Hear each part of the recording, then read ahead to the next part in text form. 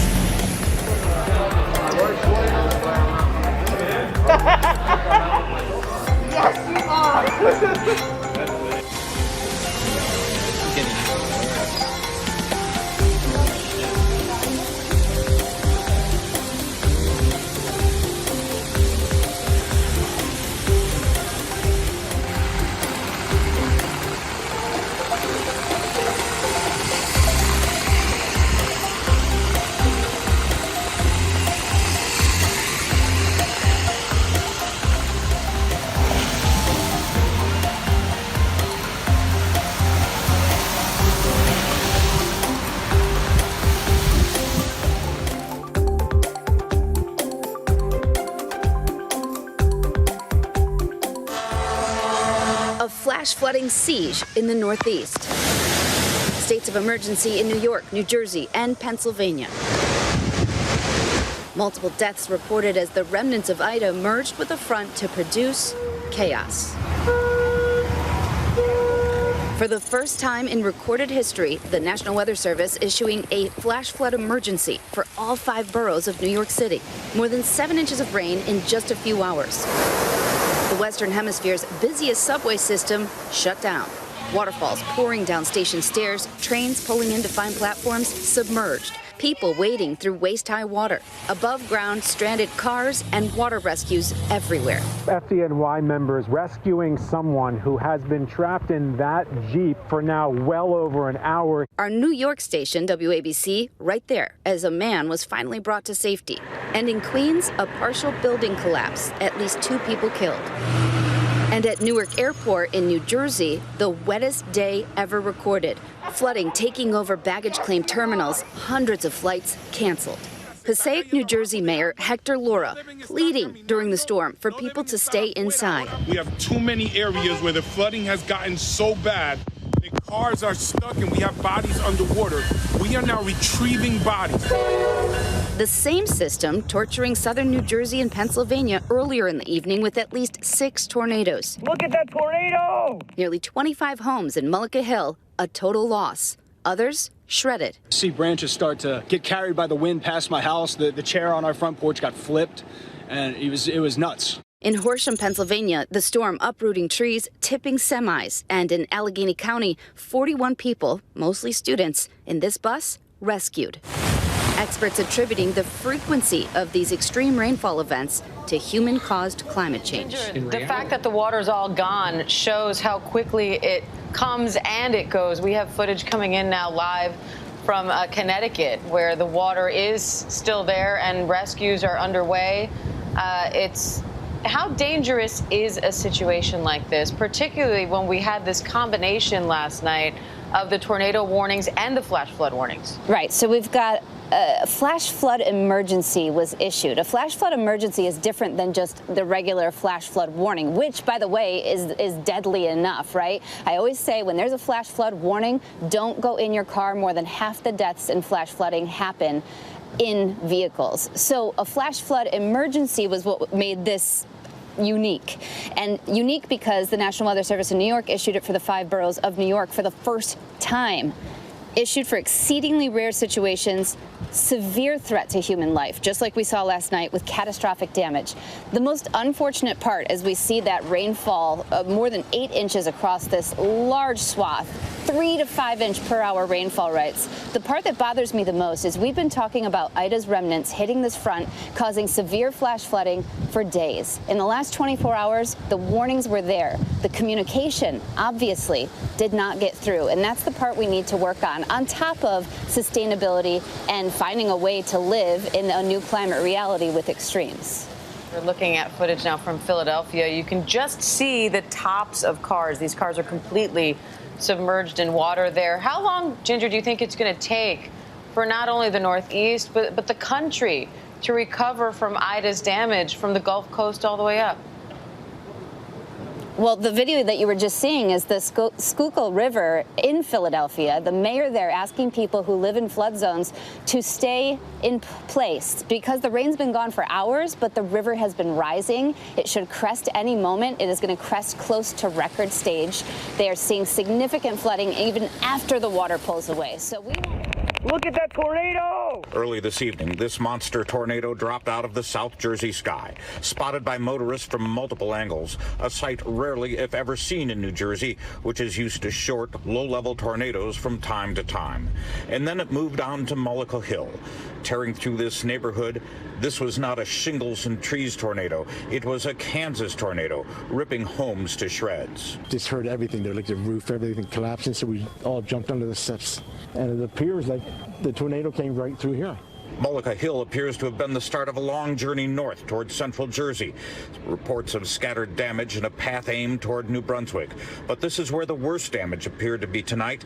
A neighborhood torn apart. Ida no longer a hurricane or even a tropical storm, but still a force to be reckoned with. Yeah, I haven't cried in like 20 years, and once I seen our house totally destroyed, and I started running over there. I was, thank God. Do they have children? Yes, they have three small children, but everybody's fine. Elsewhere, this in Lambertville, flooding was constant, frequent, and unavoidable. This home in Lambertville with water inside, the streets as chronicled by this homeowner impassable, a scenario played out over and over again across the length and width of a very soggy Garden State. We talk about that state of emergency in New Jersey. Flooding reports have been pouring in tonight from all over the Garden State, including this video. Have you seen this yet from Newark Liberty? All flights in and out of the airport now suspended. All the airport's parking lots now closed. And we did get some flooding. Look at that. This is the inside of the airport. Look at that in Terminal B. So if you had planned to fly out of Newark tonight or tomorrow, you're being advised to check with your airline before you even try to get to the airport. And as we know, it's not just the airport. Flooding in New Jersey, widespread. We have confirmed one person drowned in Passaic. What Brian said. All right, and take a second, look a little closer at this video. All subway service is now suspended due to the rain. This is a new video. The heavy rain flooding the subways. It happened at the One Train subway station. This is near 145th Street and Broadway in Hamilton Heights. You see the stairs just look like a waterfall there. We have seen similar scenes like that in the past, but this is pretty heavy. Residents in the area say the storm drains at the subway entrance are blocked. That causes the station to flood, of course. Now, the MTA's customer chief says that at this time, there's very limited train service, and you should not be traveling on the subway. For the first time in its history, the National Weather Service in Upton, New York, has issued a flash flood emergency. It's historic. It covers New York City, Nassau County, Westchester County. Well, the flooding here in Westchester County certainly starting to pick up very quickly. Right behind me here on Fenimore and Bishop, in the last few hours, we've just watched this entire road get drenched with rain now for several hours, and it has been coming down. Frankly, I don't know if I've ever seen this much rain all at one time. There looks to be several inches, close to a foot, if not more, of water just right by this underpass. We saw a man walk through this underpass trying to get to his car. It looked like the water was near his waist. You can see off in the distance there are some cars that are about halfway submerged right now. Looks like some people were trapped inside a short time ago. Looks like they were able to get themselves out of that water, but it is just continuing to come down incredibly hard here, as it has been for much of the floodwaters and the rain. A lot of people are still trying to go down this road and see their homes for the first time since the storm, but they're learning it's one thing to survive Ida's winds, it's another to survive the aftermath. The full impact of Ida's direct hit on places like Grand Isle is only now coming into focus. 165-mile-an-hour wind gusts and nearly a foot of rain shredded the island. A power substation was blown to pieces. And the word tonight to those who got out in time, don't even begin to think about coming back yet. The schools are not open, the businesses are not open, the hospitals are slammed. There's not water in your home, and there's not going to be electricity. Tonight, more than 1 million customers all along southeast Louisiana, mostly in New Orleans, are still without power and could be for as long as a month.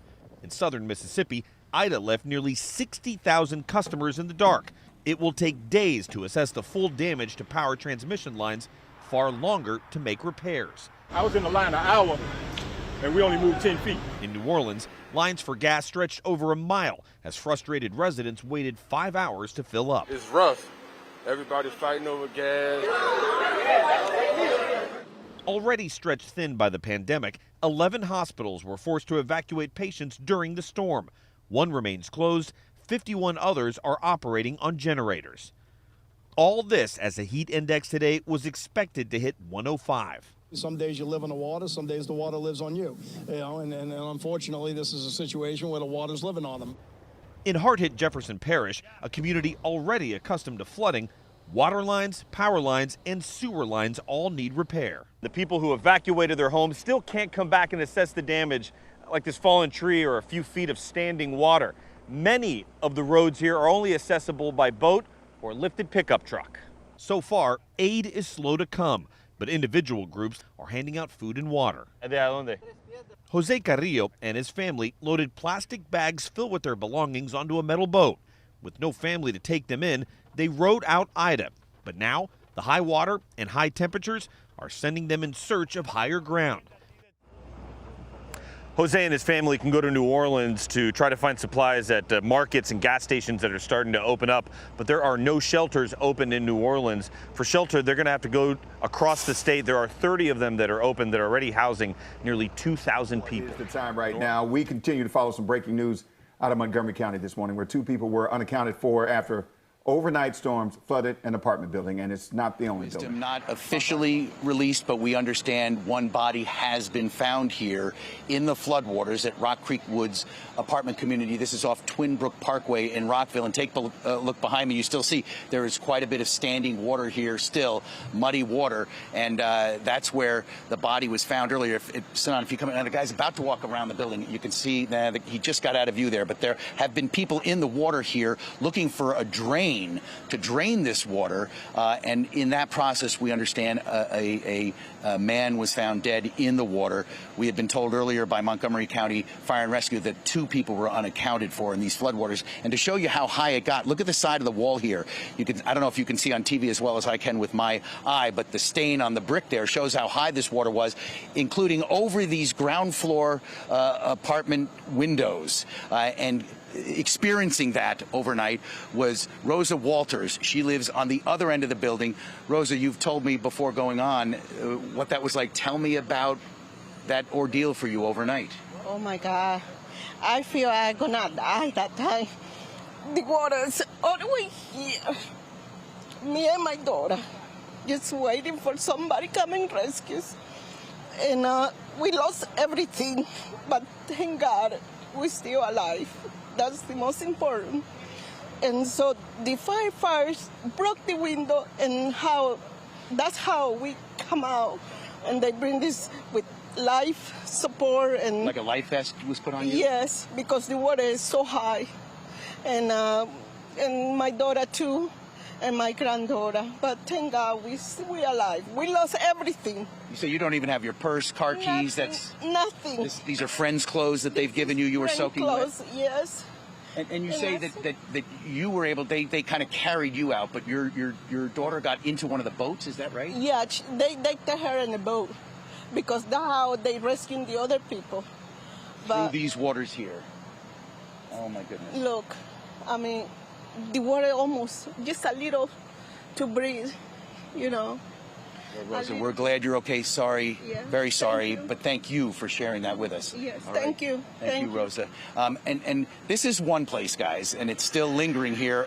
150 people displaced, 60 apartments, because the 12 ground floor apartments were flooded out, but they've had to turn off the power and the electric and gas to the rest. We were over at Congressional Towers, which is on the other side of Rockville Pike, where the same thing happened. A utility door was the entry point for the floodwaters. The door was literally caved in by the power of that floodwater, and it pushed through a wall and flooded the ground floor apartments where Montgomery County Fire and EMS had to make, we're told, 20 rescues at that place alone. A second place where a number of families have had to evacuate and find new places to stay indefinitely. Here. And the video you see here now is with the fire crews in the water trying to find the drain to kind of let this water to leave this area. And that's when they found this one of 2 victims who was unaccounted for. And again, we believe in the waters here they have found one person, Wisdom, a man not identified. And they have a reporter live on scene. Listen. We've been able to count that were destroyed, partially or nearly fully destroyed in this neighborhood. The van in the house across from us, the seal is ripped out of that holds the windshields and the glass into the car. The seal is ripped out of that van. The entire roof and back wall of this house is ripped off. They look like doll houses. The neighbor next door here, Troy, I asked him directly, you know, he and his kids and his wife were in the basement, and I said, Troy, the basement saved your life. And he said, it did. His daughter is my daughter's age. She's 12. She's starting 7th grade. And we assured her that, you know, things like insurance and great parents are going to make sure that everything is okay going forward and that they would rebuild. But right now, they're just trying to take this all in. It's hard to process even really the just the enormity of the power of this tornado. The situation in Louisiana, meanwhile, remains dire. Tonight, we're actually in Grand Isle, which took a direct hit from the Category 4 hurricane. Look at these pictures. Every structure was damaged. Lines for gasoline, well, they stretch block after block in the state, and there's little clean drinking water. And the power is still out for nearly 1 million people, meaning there's no air conditioning, no relief, as heat indexes top 100 degrees. We got a major tornado coming this way. Ida still packing a punch, unleashing a tornado this evening south of Philadelphia in Mullica Hill, New Jersey, damaging several homes. More tornadoes touching down this afternoon in Annapolis, Maryland. We moved away from the windows because all kinds of debris was crashing into the window. A nearby high school stadium was struck. Power lines downed and small businesses damaged. In western Pennsylvania, heavy rains led to flooded roads and forced these families to evacuate their homes. Just outside of Pittsburgh, 41 passengers rescued from this school bus by boat. In southern Virginia, severe flooding caused mudslides that destroyed 20 homes, prompting more than 50 emergency evacuations. Elsewhere in Maryland, heavy rains of up to 3 inches made driving dangerous. Tonight, remnants of Ida wreaking violent havoc on the Northeast, spawning a flurry of tornado warnings near Baltimore. We're tracking multiple tornado warning cells. You can see lots of polygons firing up. This tornado spotted in Annapolis. Our Janine Norman on the ground just after the storms passed. Check out the damage left behind here in Annapolis, Maryland from the storm, knocking down trees, knocking down power lines that cars here are driving over. This home completely without a roof. Officials tell us multiple homes and businesses damaged, and now there's a concern about gas leaks from underground lines. This water spout spotted by a boater in Edgewater, Maryland.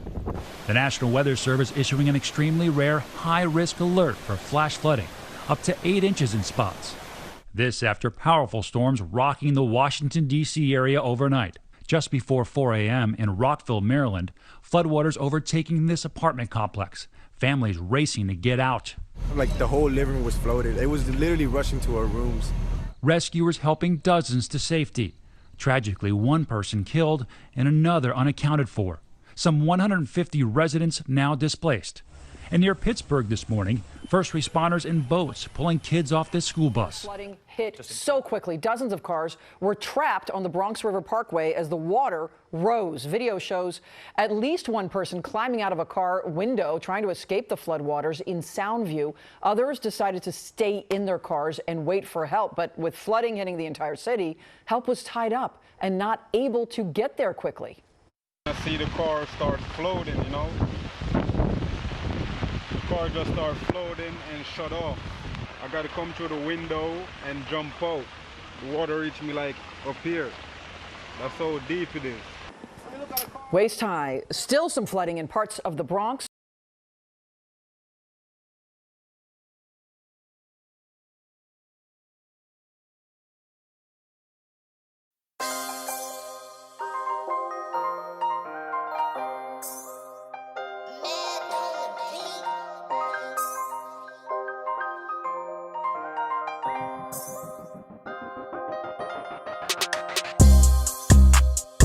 To get that daily news. I ain't watching TV, I'ma log on to YouTube. Like, share, and subscribe. Like, share, and subscribe. Like, share, and subscribe. Like, share, and subscribe.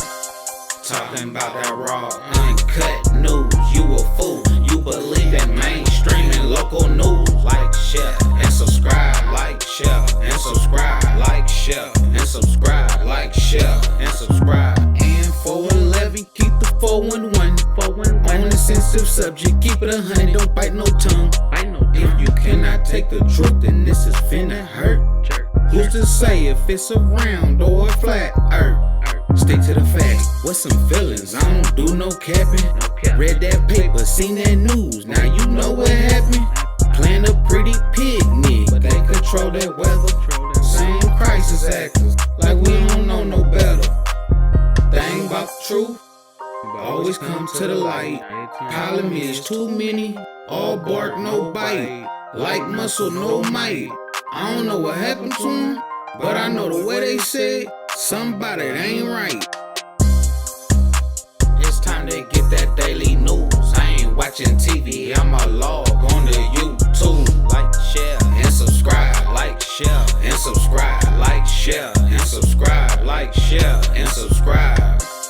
Talking about that raw, uncut news. You a fool. You believe in mainstream and local news. Like, share, and subscribe. Like, share, and subscribe. Like, share, and subscribe. Like, share, and subscribe.